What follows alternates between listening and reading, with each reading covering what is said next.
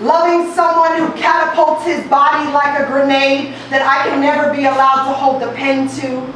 This was supposed to be simple, supposed to be a serenade of freedom without a hog-tied heart, a woman's way to men's being unwanted. Remember what desire tastes like, my feet knowing how to walk away without dragging my organs in octaves of commitment behind them. This was supposed to be a head nod, a bass filled with fear of sashaying harmonies. So when I told you I loved you for the first time, I just said that shit in my head. I wanted to run, pick up the cement in my hands and toss it in the river. I wasn't looking for anchors, so I called my tongue a shipwreck, an accident, a tsunami I didn't see coming. The second time, I blamed that shit on our bodies.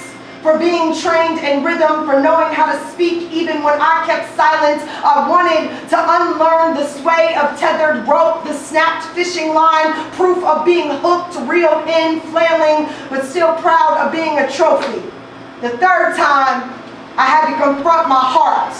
I wanted to know why it would call on such foolishness to try to love again, why bloodshed is its favorite lullaby, and then my heart asked me to state the color of red flags waved, reminded me that we ain't seen a lick of scarlet, not an ounce of dishonesty, that sometimes love does not always end in switchblades, that I can't always be waiting for the boulder to drop, shouting against the mountain I refuse to climb in fear of tragic endings, that my heart reminded me that I was not an avalanche, but a rolling glacier, terrified will melt instead of rise above the sea. So when you said that I am deserving, it was the first breath after believing I had drowned.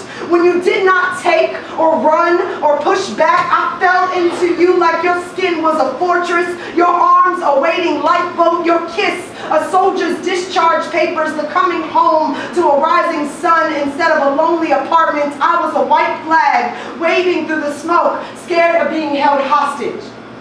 Because if love was truly the war I imagined, then my surrender may have me dead chest and floating face down.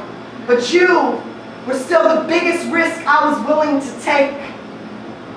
Still willing to say I love you to a grenade with a pulled pin and grip fist, praying that you wouldn't shove it down my throat, because I'd rather explode the tribal painted doubt charging behind me until my antebellum turns into hymns. So when you told me to breathe, told me that you would never let anything happen to me, then you let me see the way a man can hold up a woman who is learning to swim again. I opened my eyes, looked at myself unashamed of the scars, and found beauty in knowing how to set down a rifle as well as knowing how to aim it. This is how a man keeps a woman strong without forgetting her own gentle. This is how a man supports a sail after she forgets the feel of wind, after losing a map, off course and still wanting to find new land. How to hold my I love you as less latchkey, but more warm dinner resting on stove, less foxhole and more badge of honor. So the next time the words escape from my mouth, there will be no run or push or excuse, only catapult and open chest. I will mean it without hesitancy, with the pin still in place, without imploding a war. So this is really simple. I love you. Thank you guys so much.